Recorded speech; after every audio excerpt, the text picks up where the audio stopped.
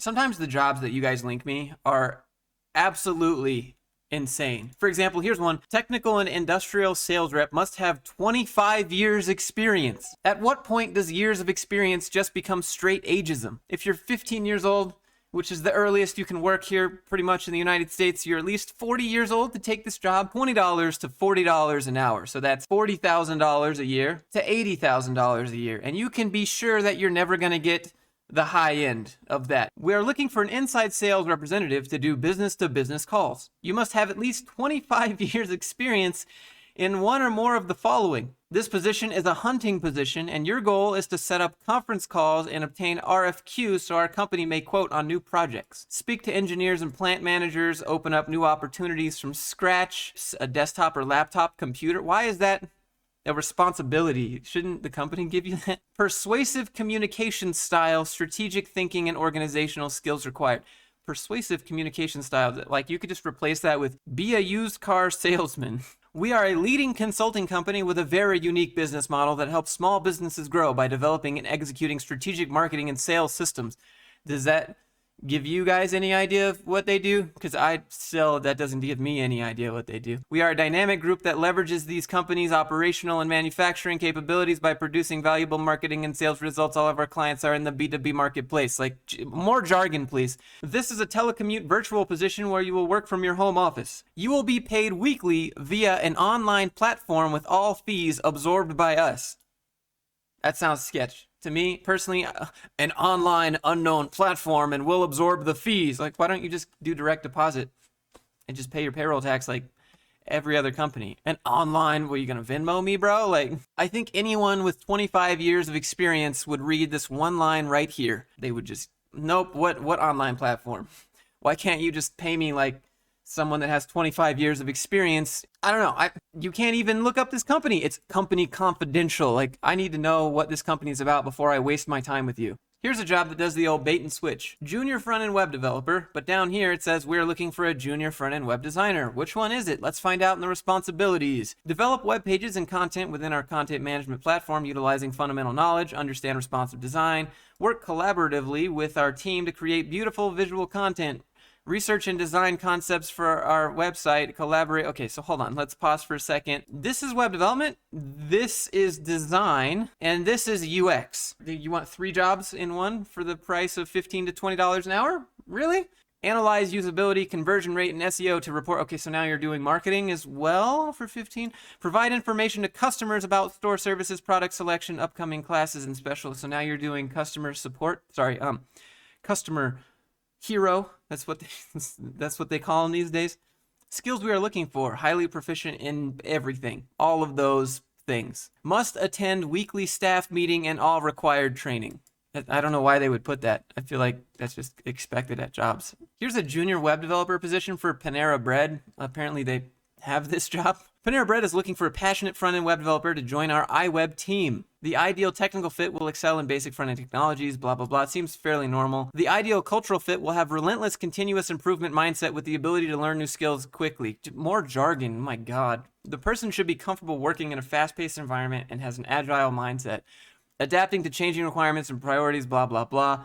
Responsibilities: optimize applications for speed, scalability, and security. Not so sure that's for junior web developers. Long-term technical debt resolutions, debt prevention, and code reviews. Don't know why you're letting the junior guy do that. The rest of this stuff seems fairly normal, except for the fact that you have to work at the St. Louis Support Center. Now, if you're a web developer, especially in 2021, there's no reason to go into an office. Zero reason. There's just, miss me with that. They don't even give you an office. They give you the St. Louis Support Center. Now, when I was working as a developer, working in the same office with salespeople was annoying. I can't imagine working in a support center with a bunch of other people on the phone doing customer support all day. Here's a position that pays $10 to $15 an hour. We here at Brangineers are looking for a cool cat that exudes creativity. Must hold enough savvy to create websites ranging from the simple to more complex. Pay is based on experience. $20,000 to $30,000 a year, and you'll never get the upper end Also, your schedule is on call, so have fun working on the weekends and holidays. Stupid. Contract renewal? Likely. That doesn't mean anything. You could totally just get let go at any time. Also, you're paying the taxes on all this money since your contract, but you do get to business expense. Let's take it a step further and go to the Brangineers website. Here's their website. It starts off with something that looks like Chuck E. Cheese. If they're talking about branding, that's something I'm personally very passionate about. I figured let's analyze their branding. Step 1, remove these obnoxious colors and remove the stroke outline from the top of your wording. Remove this thing in the middle. Also, you should not be posting 2 videos on the background. Think of people's mobile performance, okay? If I put it into mobile, does it take the videos away? Let's find out today. No, it doesn't. The Brangineers is a unified team of Why is this suddenly uppercase? So it's a company that brags about building your brand. Let's check out their brand. Let's go to Instagram. Let's check out their brand on YouTube. 59 subscribers. Let's see what their website is built with. Oh, they build it with Wix. Wix image, Wix video ID. Oh, cool. Let's check their Facebook branding. Oh, 1,600 likes. Wow. Now let's take a look at their videography for a second. It's like you're using a Canon cinema camera here. And I'd like to tell you that you might want to upgrade to a Red if you want to be taken seriously in the world of consulting. I know Canon has autofocus and stuff. However, they have very bad low light performance and they have no third-party software that really stabilizes their footage. So you're putting that on a car hood, you're going to drive that. It's going to be shaky. I'd recommend that you go with something like a Sony, for example. They have a software called Catalyst Browse, which can stabilize your software in post. Canon's not going to allow you to do that. Also, these Canon cameras don't have as much dynamic range as I think you'd need to be able to do this on a corporate level. Now, I did take a look at some of your YouTube videos, and I noticed that you're filming the lot downtown nights, and I'm pretty sure that you are filming this with the Canon that you had in the other video here, and I can tell that because of the pixelation and the redness of this man's skin, because as it gets darker with a Canon cinema camera, the tones kind of turn magenta here, and you can see that. Also, it's not sharp at all. Canon has terrible low light, and unless you have a camera that has dual native ISO. So I would recommend, again, getting something like a Sony a7S III, which is king of the low light. But if you want to be able to shoot RAW, I would recommend something